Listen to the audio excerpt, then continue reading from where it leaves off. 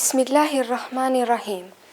Faliminderimet dhe lavdërimet i takojnë vetëm Allahut xhaleshanuhu, ndërsa salavatet dhe selamet qofshin mbi të dërguarin ton Muhammedin a.s., për familjen e tij, për shokët e tij dhe për të gjithë ata që e ndjekin rrugën e tij deri në ditën e gjykimit. Assalamu alaikum wa rahmatullahi wa barakatuhu. Paqja, mëshira dhe begatit e Allahut qofshin mbi të gjithë ju. Tema për të cilën unë do të flas sot është duaja, forca që nxit veprimin dhe ringjall shpresën e besimtarit. Tema e duas është nga temat më të dashura dhe më prekse te çdo njeri prej nesh, pasi nuk ka ndonjë prej nesh që nuk ka halle dhe probleme. Që të gjithë ne kemi nevojë të qajmë hallet tona atij që i ka në dorë gjithçka. Allahu i madhërisëm në Kur'an thot: Ja eyyuhan nasu antumul fuqara'u ila Allahi wallahu huwal ganiyyul hamid. O ju njerëz, ju keni nevojë për Allahun, e Allahu nuk ka nevojë për ju. Ai është i falendëruari. Transmetohet se një njeri shkoi te pejgamberi alayhis salam dhe i tha: O i dërguari i Allahut, a është larg Allahu dhe a duhet ta therasim, apo afër dhe a duhet i lutemi me zë të ulët? Atëherë u shpall ajeti më poshtëm i Kur'anit. E kur robët e mi ti të pyesin për mua, unë jam afër e i përgjigjem lutjes kur lutësi më lutet. Pejgamberi alayhis salam thot: Lutja është vetë adhurimi. Ata që duan ta ndjejnë ëmbëlsinë e adhurimit, le të luten sa më shumë. Nga cilësitë e Zotit, ai është edhe bujar, që do të thot ai ta jep pa i kërkuar. Në lidhje me këtë, pejgamberi alayhis salam thot: Ai me të vërtetë është bujar. I vjen turp nëse njeriu i ngre duart dhe i lutet e ai t'ia kthej duart bosht.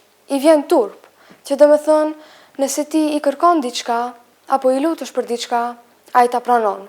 Ashtu siç disa njerëzve kur u kërkon diçka, edhe nëse nuk kanë mundësi të ta japin, u vjen turp. Pejgamberi alayhis salam thot: Çdo kush që lutet me një lutje, patjetër që do t'i pranohet. Ose do t'i jepet në këtë botë, ose do t'i ruhet për në ahiret, ose do t'i falet një nga gjinahet, për aq sa është lutur. Shumë njerëz mund të kërkojnë që lutjet t'u pranohen në këtë botë, por ai që e di se çfarë është më e dobishme për njeriu është Allahu. Dikush mund të lutet për diçka në këtë botë, dhe Allahu nuk ja pranon, sepse ai e di se çfarë është e dëmshme për ne, por ja kompenson me më të mira në xhennet. Allahu ditën e Kiametit njeriu do ta pyes: O robi im, a e mban mend lutjen që ti u lute dhe unë ta pranova? Po, o Zot, do përgjigjet. Po lutjen që unë ti nuk ta pranova? Po, o Zot, do përgjigjet përsëri njeriu. Atë lutje që nuk ta pranova në dunja e kam rezervuar për ta kompensuar me më të mira në xhennet, dhe do filloj t'i numroj të mirat. Aq sa njeriu do kish dasht që Zoti mos t'ia kish pranuar asnjë lutje në dunja dhe t'ia kish rezervuar të gjitha për në xhennet. Që të pranohet lutja apo duaja, duhet të plotësohen 4 kushte. Kushti i parë, besimtari të jetë i sigurt se Zoti do t'ja pranojë lutjen. Pejgamberi alayhis salam thot: Kur të luteni, të jeni të sigurt se Zoti do t'ua pranojë lutjen. Nëse dikush prej jush lutet, të mos thot: O Zot, pranoje nëse dëshiron, por le ta bëj kërkesën më të madhe. Kushti i dytë është mos nxitimi gjatë lutjes. Këtë e shpjegon edhe hadithi i pejgamberit alayhis salam. Se të cilit prej jush do t'i pranohet lutja, përderisa nuk do të nxitohet. Si është nxitimi, o pejgamber? E pyetën shokët. Ai u tha: Duke thënë, u luta dhe nuk mu pranua, dhe e ndërpret lutjen. Thuhet që Zoti e pyet Xhibrilin: O Xhibril, a më lutet mua robi im? Po, o Zot, do përgjigjet. O Xhibril, a më lutet me këmbëngulje? Përsëri e pyet. Po, o Zot, përgjigjet.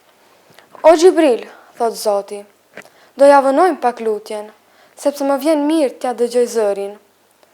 Një njeri i tha se është lutur për diçka dhe Zoti pas 10 vjetësh ja ka pranuar. Kushti i tretë është përkushtimi, nënshtrimi dhe lutja me zemër të thyer. Dijeni që Zoti nuk i përgjigjet lutjes që del nga një zemër e shkujdesur. Mos thuaj: O Zot, ma jepat, pa e ditur fare se çfarë je duke thënë, por lutu me gjithë zemër dhe me përkushtim. Aq më shumë të jeni të përkushtuar në lutje, aq më afër pranimit të lutjes do jeni. Kjo është një ndër kushtet më të rëndësishme të pranimit të lutjes. Imam Hanbeli thot, a e dini si duhet të lutet muslimani? Si, o imam, e pyetën, si një njeri që ndodhet në mes një deti të trazuar. I kapur pas një dërase, dhe derisa e sheh veten se po mbytet, fillon dhe thëret. O Zot më shpëto, o Zot më shpëto, kështu duhet të lutet muslimani. Kushti i 4 është ushqimi halal. Pejgamberi a.s.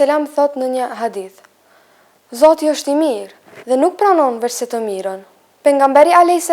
përmendi një njeri të lodhur, të pluhurosur, që i ngre duart lart qiellit dhe thot, o Zot, po si ti pranohet ati duaja, kur është i veshur dhe i ushqyer me haram?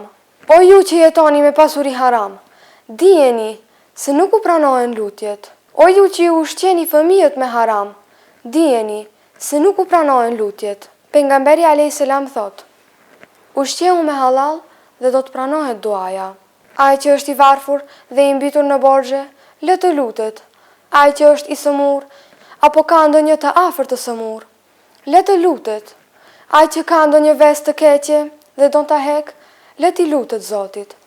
Ai që do t'i shtojë dia, le të lutet. Dhe ai që do të mirat e kësaj bote dhe në ahiret, le t'i lutet Zotit. Lutim Allahun që të na pranojë të gjitha lutjet apo duat tona, të na bëjë prej atyre që pendohemi dhe bëjmë vepra të mira. Amin.